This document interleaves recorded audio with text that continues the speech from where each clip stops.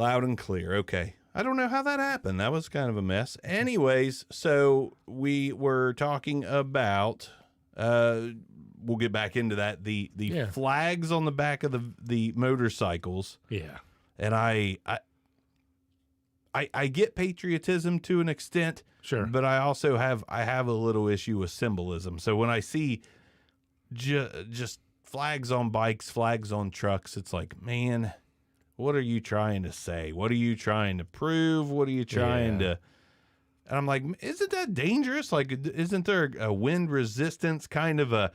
if on a real windy day, that might just kick your back tire across some gravel a little too hard or something. I'm sure there's so many elements that impact the... I don't even know what to say. Board says we have some volume now. Good. That's good. That impacts the performance of the bike. It's like I said, I wouldn't do it. Yeah, I couldn't see myself doing it, especially on a Japanese bike. Yeah, no, especially on a Suzuki Marauder. The last bike I had was a yellow Suzuki Marauder, and I wouldn't dare do that. Yeah. So it's I don't know how I feel about it. To each their own. It just seems, I don't know. I see that shit and I think it's silly. I mean, there was a car around election time. It was a sedan that had made its own PVC pipe rack on the top, and it had Trump and American flag side by side, because that's what that is now. The Trump flag is basically bigger than the American flag. Yeah. And I saw that sedan with that shit, and I'm like, man, like all that work just to be able to fly your flag while you're driving around? Yeah, it almost seems like it's like a different country to me. Yeah. Like something you'd see in a different country. It's a little third worldish. That's what I thought, yeah. Yeah. So I saw that, and I saw that guy the other day on his motorcycle, and I'm telling you, the flag was like size of a king-size blanket. Just fucking waving, big, huge waves in the wind, and he's just leaning back, fucking, yes. He's on the highway. He's on the highway, fucking booking. Yeah. To each their own. Would I do that? No. Yeah, to definitely teach their own. Wardy, if you have a flag hanging off of your truck, it's all good to each their own. I just don't understand it. Yeah, you didn't see that 10 years ago, did you? No. Just here recently. I mean, maybe there was people in parts of the country that maybe put an American flag. I've seen the little ones. I remember the little ones, like, crossed up on Memorial Day or 4th of July. Yeah. But, I mean, this dude, we're talking May. Yeah. Driving down the road with a big-ass flag waving. Like a parachute. Like a parachute. What do you think about this beer? So we're drinking. Wow. Hicks brought over some Dragon's Milk Bourbon Barrel Aged Stout. Oh my God, dude! It tastes like wood. It tastes like stout wood. It tastes like liquid cigar that's already been smoked. It's kind of rough, yeah. I mean, you can tell that there's quality to it because it doesn't taste like piss. Yeah. What it does taste like is pain. It tastes like pain. My stomach tingles, gets all weird and shit. Oh, it's weird. Cardi B reveals she's pregnant during her BET Awards performance. Congratulations, Cardi. Yeah. I'll tell you the fun thing about Cardi B. She's already got a daughter, and she curses Peppa Pig every chance she gets because her daughter won't quit jumping in muddy puddles. Is that right? She's like, fuck you, Peppa Pig. My daughter will be clean, looking, going out looking good, and she'll jump in a muddy puddle, and she'll just look and be like, Mom, I jumped in muddy puddle. Yeah. Sorry, Cardi B. Yeah.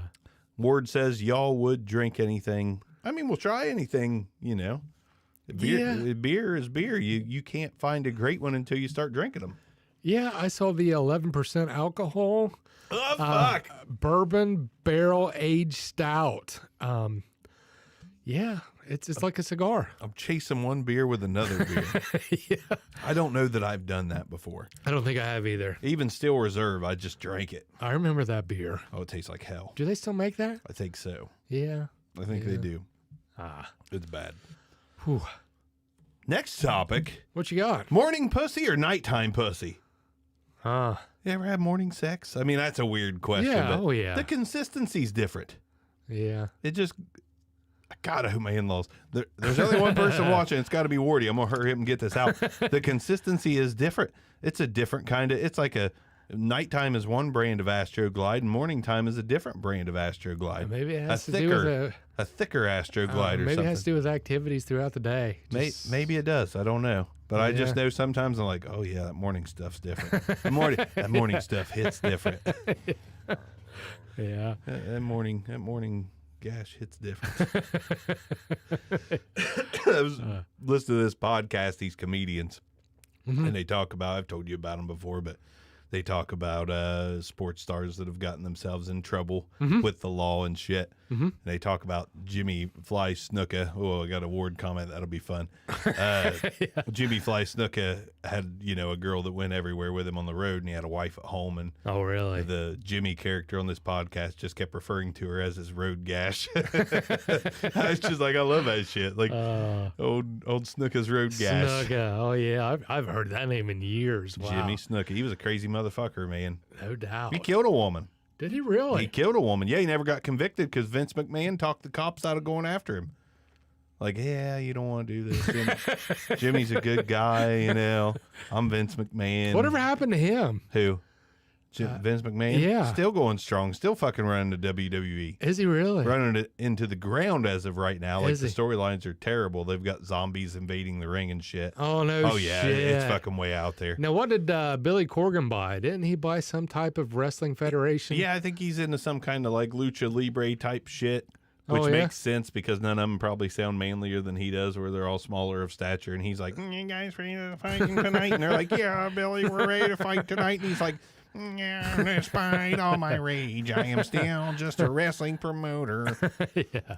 I used to love Smashing Pumpkins. I can't fucking handle him at all anymore. His voice grades me down like a fucking cheese shredder. I remember there's one album that you and I listened to, and that's what broke me. I couldn't do it anymore. I wonder what one that was. It was 2 albums. I think it was like a double. Be Melancholy. I think it was. I think it was Melancholy. And I thought, I can't do this anymore, and I couldn't get into him after the way he treated Smashing his band. His band he's an members. asshole. Yeah, He's a I total thought- asshole. Me and my wife were the same way. We have a hard time listening to him or, anything to do with anyone that's an asshole. It just gets tough.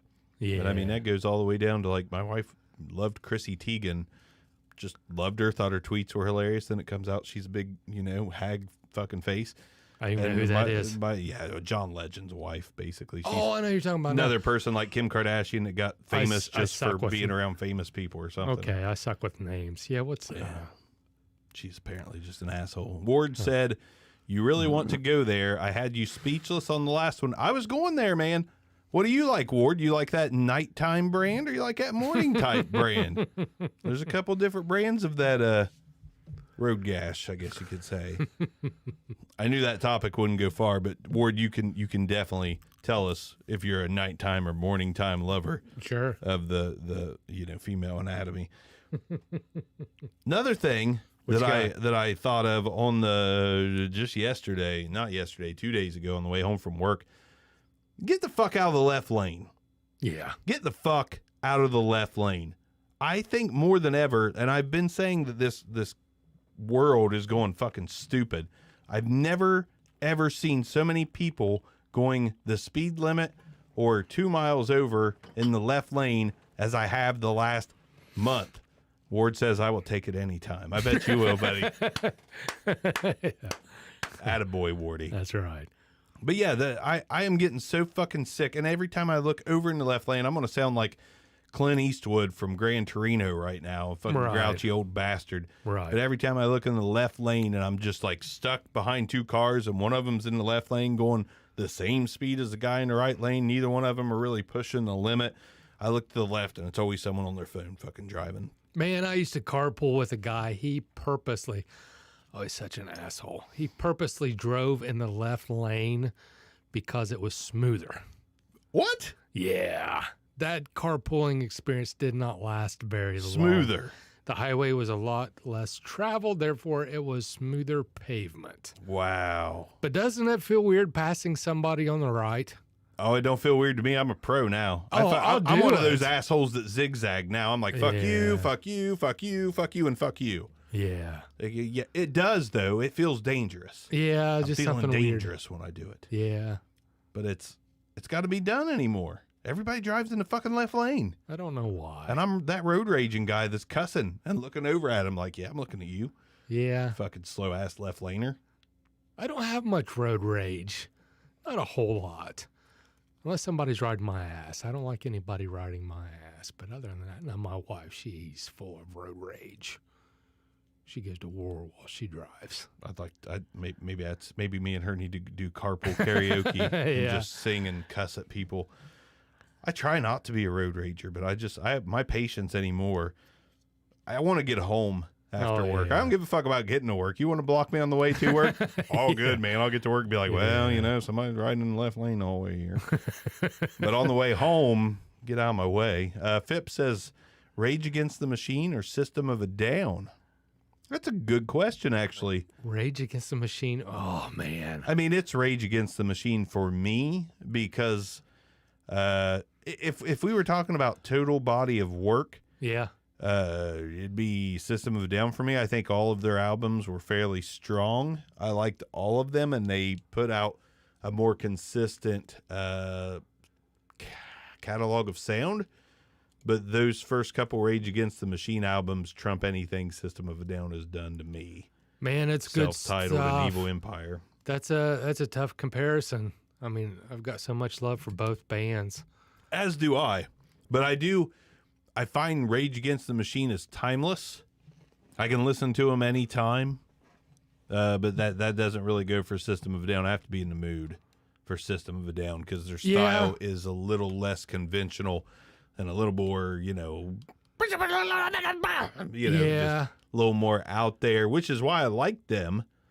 But Rage Against the Machine actually have some really, those are throat burps right there. Oh, that's fucking the dragon's milk. The dragon's milk. On top of sushi. Oh, sushi and dragon's milk. Fucking shit.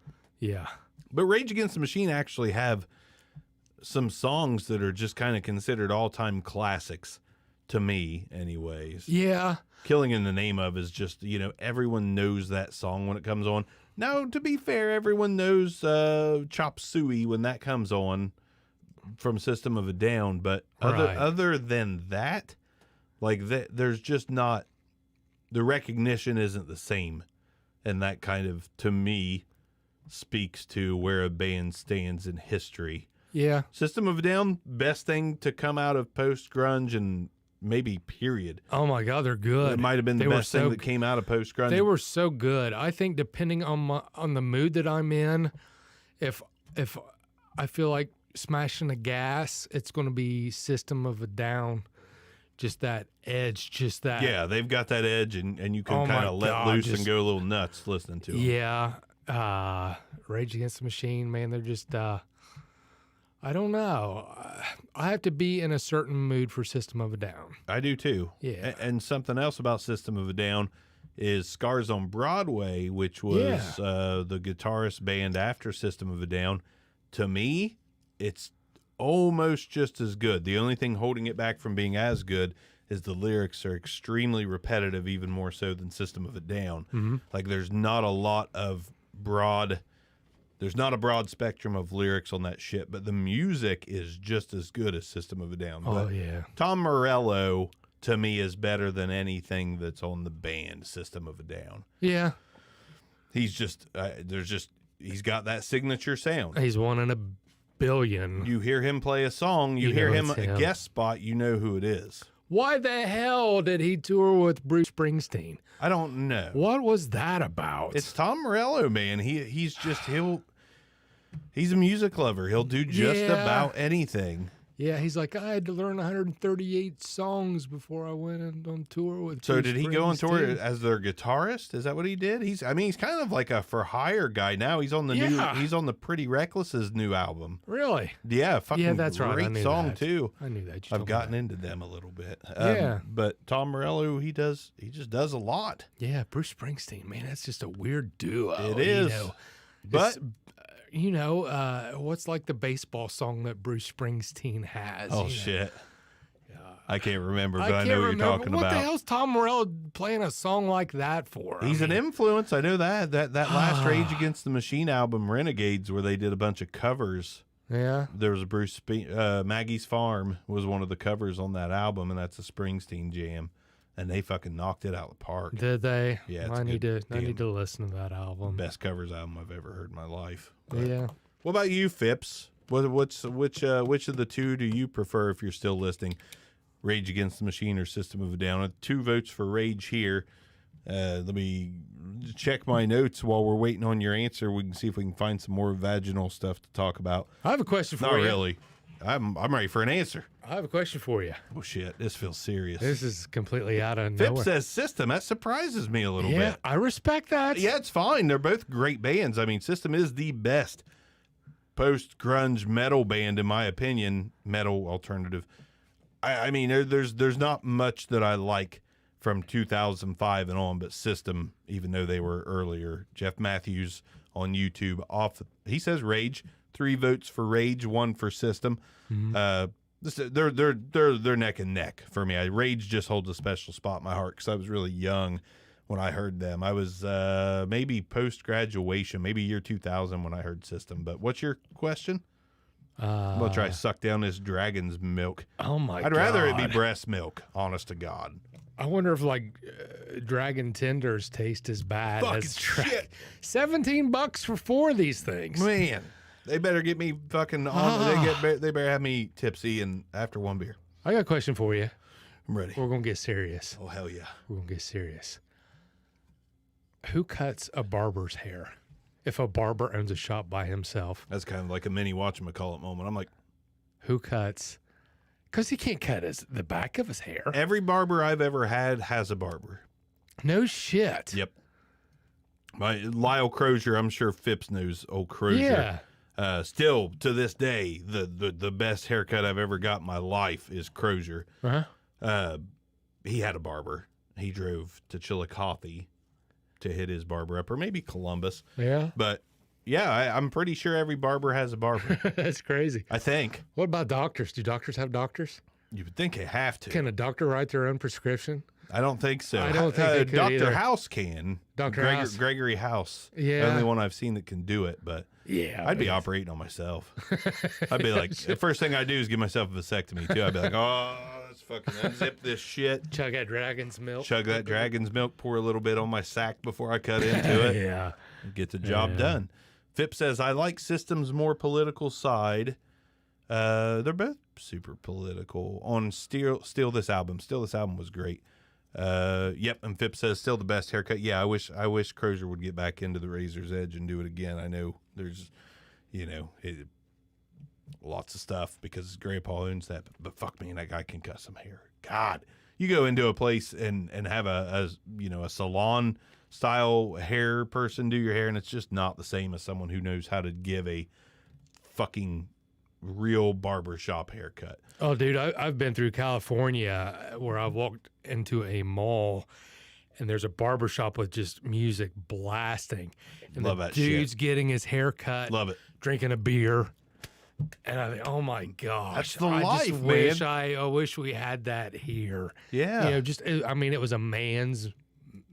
just a manly place. It was just I loved it. Yeah. I thought, man, I wish we had something like that close by. Dude, that was Crozier's, It was man. like a tattoo shop, but it was a Yeah. barber shop. You sit there and drink a beer and get your hair cut. Yeah, smoke a fucking joint. Yeah. Yeah. Just have a good time. Yeah. I love it, man. I wish Crozier was still doing that shit because we just talked, dude. He cut my hair so fucking slow. I'd get half mad, like, dude, I don't need an hour haircut. But he's like, he'd tell me, he's like, shut up, motherfucker. It takes time. He's like, perfection takes time. And He's I just like sat back. I was like, okay. He's like cutting back here, just making a noise. Oh, so he yeah. can sit there and talk to And you. he's talking to me about all kinds Yeah. of fun stuff. Jeff Matthews on YouTube says, what's your thoughts on progressive rock? How far back does your personal knowledge go? Me personally, God dang it, Blue Cheer would be as far back as I go. Blue Cheer. I've never heard of Blue Cheer. Blue Cheer, an older classic rock band, never quite took off, but in my opinion, that is, I can't say it's where progressive rock started because I don't know the answer to that at all.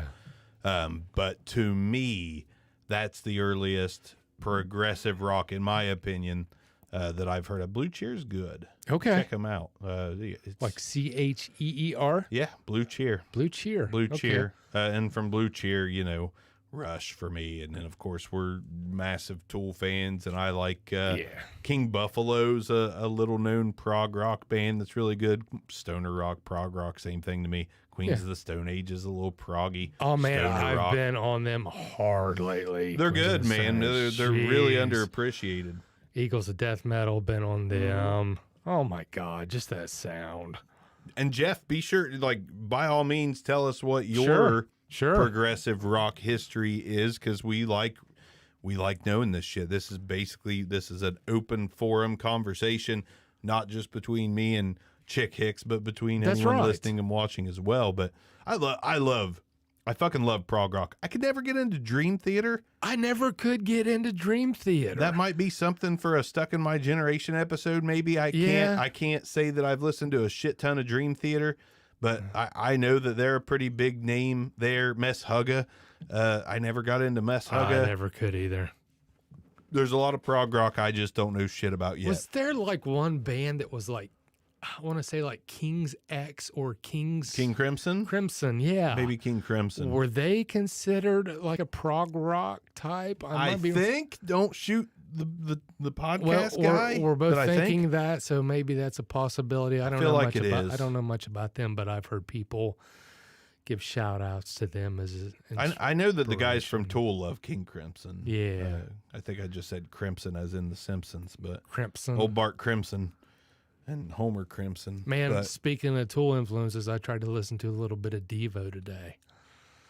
we were going to do them on an episode of Stuck in My Generation, Yeah. I think, but We have that on the list, but I was like, man, I don't know. I've never heard a Devo song that I was crazy about. Yeah. But at the same time, Maynard's a big fan of Joni Mitchell, and Joni Mitchell, I respect her, but I've not heard anything that knocked my socks off either. There's one song, but other than that, I don't know a whole lot about Joni Might be Mitchell. one of those ones I listen to and it hits me. Phipps says, love the Eagles of Death Metal. Did you know that it was their concert that was involved in the Yeah. terrorist attack in Paris several years back? Great documentary about it on HBO. I'm going to need to watch that documentary, but yes, I did know that. I've seen that was pieces of part that documentary, yeah, and then I might be mistaken, but they went back and played that venue again. I didn't know that I part. think. Might have to watch that HBO special, actually. Yeah. And speaking of prog rock, I know I've talked about it a little bit or a lot, but the From Cradle to Stage Dave Grohl show that's on Paramount Plus. How's that going? I haven't watched any Fuck, of that. shit's great, man. Is it? Yeah. That shit's great. The last episode, there's only 6 episodes, but the last one was Geddy Lee. Okay. And God, Geddy Lee loves his mama.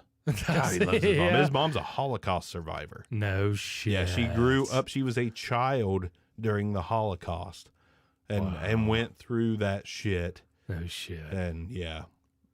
I had no Yep. idea. Yeah. And boy, if you think Geddy Lee is, I love Rush, just saying. I love the music more than I love the vocals. Thank you for saying that. Rush is just fucking magic on those Yeah. instruments. And I have a respect for Geddy Lee. Yeah. Dude's got good range. He seems like a great guy. Sure. And there are songs where I think his voice actually fits the music. And Yeah. there's songs that I dig of Rush. But you see any documentary piece or like that Cradle to Stage and you see Geddy Lee when he's young, you think his voice could be grating now. Listen to that motherfucker when he was young. My Really? God, it was just, yeah, it's so, like just that extra octave, like there's that extra half an octave higher on his voice Really? where he's like, closer to the heavens. Like Yeah. it's a little bit grating. And I was like, God damn, Geddy. Oh. God. Come on, Geddy. I respect you, but for fuck's sake, he's got a different voice. And at Yeah. times I like it, and at times I'm like, can't do it today, and I turn it Yeah, off. I have to be in the mood for it, but the music is amazing. It's It is. from a 3-piece band, that kind of sound. Yeah. And I watched some kind of documentary about Rush, and I don't know the guitarist's name, but Alex something. he was like 17 years old, sitting at his mom and dad's kitchen table. He's like, Mom, Dad, I just want to play music for a living. yeah, that's what that like- whole and- show's and they're about. like- that Dave Grohl did is like how they Yeah. fuck school, music's for me, and the moms are like, okay, Yeah. most of them. Yeah. But at that early of an age, he knew. Yeah. And Dad's like, "Don't you want to be a carpenter?" You know, and he's Fuck like, no. "No, I want to play music." And he had his real ugly rock and roll hair. That's right. And Yeah. I thought, man, that's so neat to see him back. I want to jam and get that morning pussy, man. That's why I want to jam and get that morning pussy. That's Drink what that dragon's milk. Dragon's milk and yeah. If you joined us late, don't buy the Dragon's milk. Don't beer. buy it. I've got about 3 ounces left, and I'm struggling a little bit. Tastes like wood, burnt wood. Thank God it's a 4-pack. Yeah. Thank God. Maybe if we drink a few more black and tans before this show is over, we can switch right over. This is the first bourbon barrel aged stout I've ever had, and it will Apparently probably be my last. Yeah, I'm off the shit. Not a big fan. I'll probably go through withdrawals tomorrow, but I'm off the shit. Jeff Matthews also says,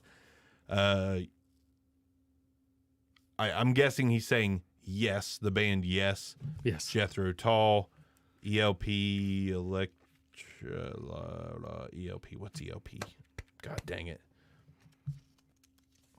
ELO, maybe? I don't know. Kansas, Rush, to name a few. If you're not familiar with Yes, Yours Is No Disgrace is a good place to start. King Crimson is Prague. Drummer Bill Buford. Bill Buford, yes. Okay. Drummed for both Yes and King Crimson. That's good pointing that out. I'm glad we have people like that watching because, you know, prog rock is my shit.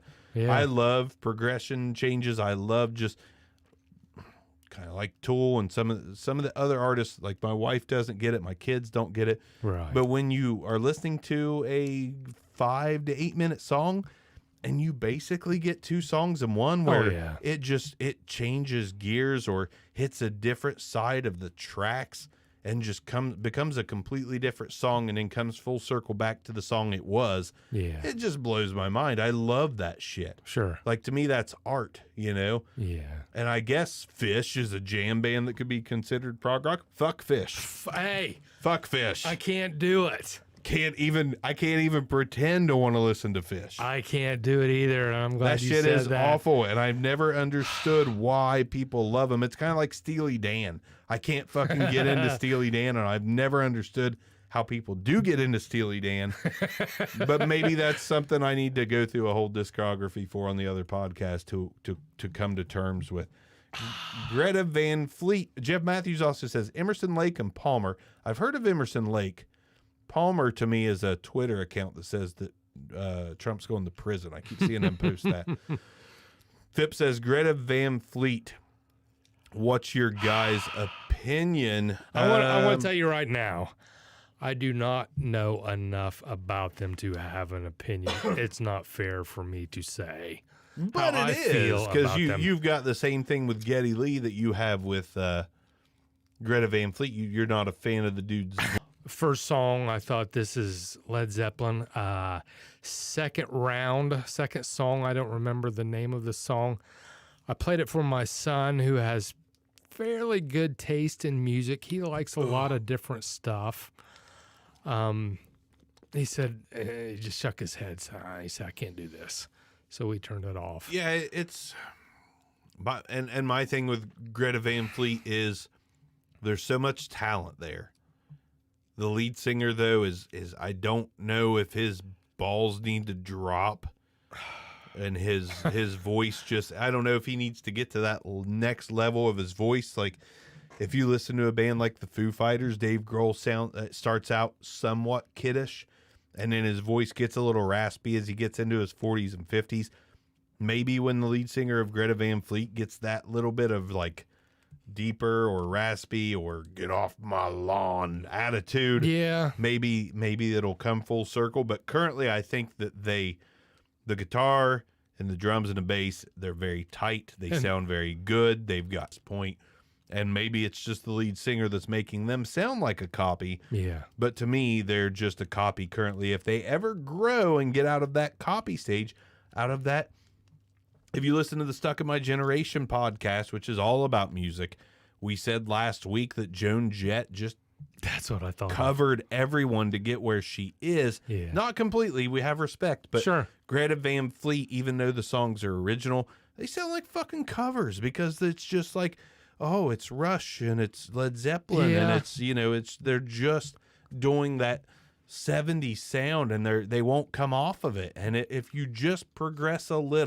just a little bit to become your own band, maybe the sky's the limit for them. I still have a ton of hope for Greta Van Fleet, but currently they're just not original enough for me to actually give too much of a fuck about. Heat Above off their newest album. I think that song is brilliant and beautiful, and the rest of the album was a copy. They've shown signs that they can go in their own direction and kill it, but I'll believe it when I see it. And they're young, aren't they? Very young. Yeah. They might be 20, 21 now, maybe 22. I might be a little off, but they're young. Yeah. They were basically Silverchair age when they started, so wow. I wish Silverchair would come back. Yeah. Jeff Matthews says Fleet sounds like they started as a lead cover band and haven't been able to shake that vibe. Yeah, they have not shaken it. They just haven't shaken it yet. They're just still doing their influences sound. And I feel like they started to try to build on it a little with this last album, but it didn't work. They didn't do it enough. They didn't branch out quite enough, except for on Heat Above. But I have hope for them. I hope they become a really good rock band, because there's not many. I kind of thought early, man, this kind of sounds like sometimes I have to be in the mood for Wolf Mother. Oh, God. Yeah, I have a love-hate relationship with them. And I thought the Greta Van Fleet kind of it was like a step up in the wrong direction. Thank you. From Wolf Mother. So like I said, I don't know enough. I haven't listened to enough to have an opinion, but what I heard something makes me laugh there. Wolf Mother, I never got into. Vip says, agreed, got a work thing to do. Thanks for joining us for a little bit. Vip's always a good time. Sure. But some kind of a festival, and he's doing an interview, and Wolf Mother is playing, and you can hear it in the stage, and Mike Patton's trying to give an interview, and he just stops. He's like, "Are you fucking hearing this shit?" And he's like bashing on Wolf Mother hard. He's like, "What the fuck are we listening to?" Yeah. And I kind of look at that, and I'm like, to me, Mike Patton is a fucking generational talent. So when he said that about a band that I also think is kind of just fucking lame, I was just like, yeah, and I respect that dude for speaking his mind, even though it's a peer, it's a guy he's sharing a stage with at a festival. He's still just like, fuck that music. And I appreciate that honesty. And Mike Patton, I don't really know enough about him to have an opinion. What I have heard, I have a love-hate relationship with. Yeah.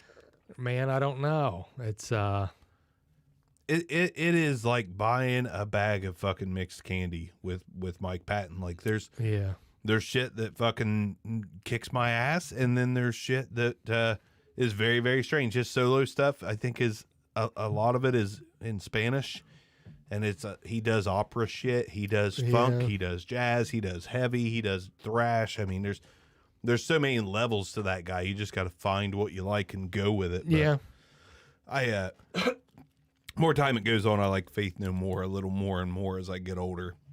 And Tomahawk I've always loved, so I saw them open up for Tool. I was going to say they opened up for Tool.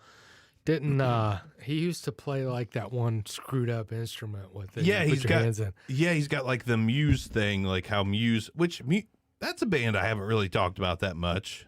Muse is a band that I like a lot. I know a lot of people think it's Thea and Poppy, and I love Muse, but he's got that thing on the guitar where he just moves his hand back. I don't even know what that is. The Mike Patton has something like that does that. So Jeff Matthews says, have you checked out the Dead Daisies' new album, Holy Ground? I have not, but I will, because you know your stuff, obviously. Especially on good rock, back deeper than even me. I've never really listened to Yes that much. I've heard enough to know I need to listen to Yes. Mm-hmm. That's going to be an episode of Stuck in My Generation. That would be a good one. Yeah. But no, I have not heard of the Dead Daisies, but by this time next week on the other podcast, Stuck in My Generation, which will be on the same channel as this one on YouTube, I will know about the Dead Daisies by next Friday. Yeah. Especially coming from Jeff Matthews, who I've never met. Yeah, I will definitely. I see enough music appreciation there that if you like it, I'm willing to give it a shot and see what happens. Sure, I think so too. Dead Daisies. Write that shit down. Dead Sarah is a band I listened to recently. That's Never heard of them. I was checking out that new Pretty Reckless album and kind of was digging it, surprisingly. And the suggestions on YouTube Music, there was a band called Dead Sarah. Not bad. Not bad at all. Okay. Pretty solid stuff. Here's a new idea for you. What's that? So I was talking to a guy on My Dude Arms, who was on the fantasy football podcast we used to do. Sure. And he was pointing out a Twitter account of a certain redhead. It's dirty, filthy. Mm-hmm. Close your eyes, children. It was not a porn account, but she liked to flash. And I was like, I appreciate that, but that doesn't quite do it for me at 40 anymore. But she was a redhead. I love redheads. And I was like, that's cool. So we're talking, and I'm like, I'm more impressed by the fact that she's got like 60,000 followers. He's like, well, the thing is, he's like, you show some stuff and you get all those followers. And it was a weird spiral of a conversation, but I came up with an idea. Mm-hmm. If you've got a group of buddies, a group of friends, get them all together. Everyone open an OnlyFans account. See who can raise the most monthly donations. Winner takes all. All you got to do is show your ass on OnlyFans. He said, he did the whole LOL thing, and a half hour went by, and I sent him a GIF of someone saying, like, you in or you out? Yeah. We going to do this shit or not? Yeah. Ass only. Guys only on OnlyFans. Okay. Most money wins. Winner take all. Haven't had anyone take me up on it yet. Is that right? But it was an idea. It was a an thought. idea. So the beginning of that conversation was pertaining to a local female who had a Twitter account. I mean, local as in Kentucky, so still far away from here, but okay. It was probably across the bridge kind of thing. Sure. Just one of those things. It was a random popped up across his, and he saw they were local, and then he's like, "Oh God, what's she doing? She's local. She's doing this," and he's like, So "Do you know this girl?" I'm like, "I don't know this girl." He's so like, it wasn't "Oh, like your kid's school teacher. Oh no, nothing like that. Nothing like that. But it just sparked a conversation of a lot of single mud lucky. Right. But it's like, man, if you lose your job and you don't have an income, like you sit down and you brainstorm what else is out there. OnlyFans is out there. I mean, you can get paid to show your sexual, mostly to keep up